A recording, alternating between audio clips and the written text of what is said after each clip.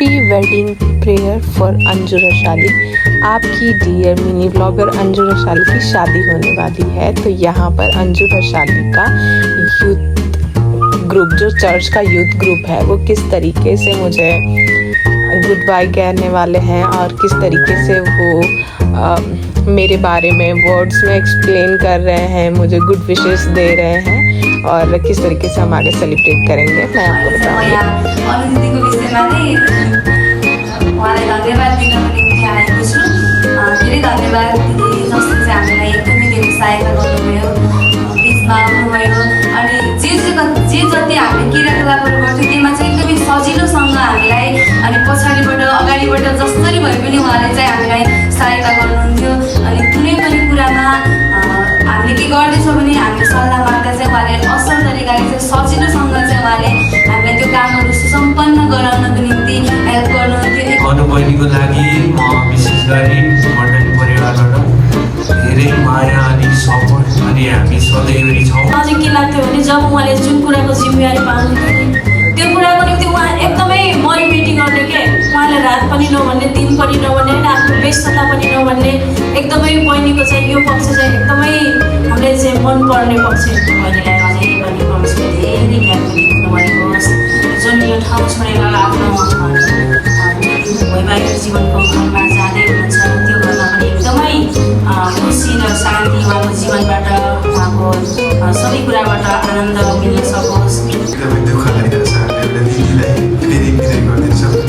Happy married life हजुरलाई वैवाहिक जीवनमा धेरै धेरै शुभकामना छ दिदी। हाम्रो दिदीलाई कङ्ग्रेचुलेसन, शुभकामना वैवाहिक जीवनको एकदमै असल तरिकाले एकअर्कामा बाँधिनु होला, एकअर्काको साथमा हातमा हात मिलाएर आफू चाहिँ अगाडि बढ्नु होला र परमेश्वरको राज्यमा यस्तै गरी अगाडि बढ्दै जानु होला। अनि मैले उहाँलाई भन्ने गर्थेँ कि तपाईँ जहाँ जानुहुन्छ त्यो घर चाहिँ आशिषले भरिन्छ भन्छु कि। अनि उहाँ काम गर्ने कुराहरू मलाई के चाहिँ आउन, मलाई सबै आउँछ कि।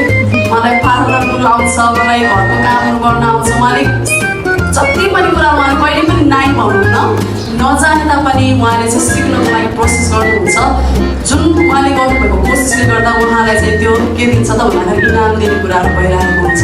त्यसकारण हाम्रो अनुबहिनी भनेको चाहिँ कस्तो भन्दाखेरि तपाईँ जहाँ जानुहुन्छ, तपाईँले जे काम गर्नुहुन्छ त्यो काम मार्फत तपाईँले अरूलाई खुसी प्रदान गर्नुभएको हुन्छ। जुन तपाईँले यो मण्डलीप्रति गर्नुभएको जुन काम छ, जुन त्यो सद्भावना छ, जुन तपाईँको त्यो मेहनत छ, त्यो मेहनतले हामीलाई पनि खुसी दिइरहेको छ र परमेश्वरलाई पनि खुसी दिइरहेको छ। एकपल्ट हामी उहाँलाई धन्यवादको ताली बजाइदिउँ न।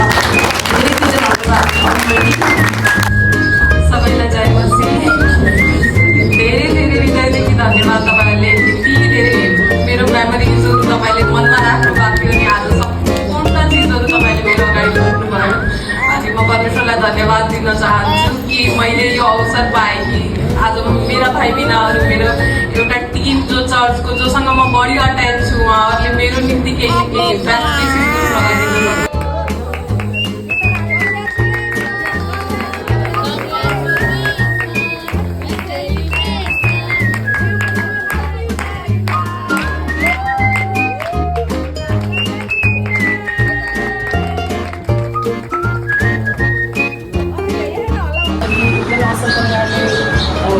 असर हुँदै जाओस्, सपोर्ट हुँदै जाओस्। परमेश्वरले उहाँको वैवाहिक जीवनमा कुनै पनि किसिमको बाधाहरूबाट, समस्याहरूबाट प्रभुले बचाउनु भएको होस्। Thank you for watching. Please मेरे वीडियो को लाइक एंड चैनल को सब्सक्राइब कर देना। Bye bye.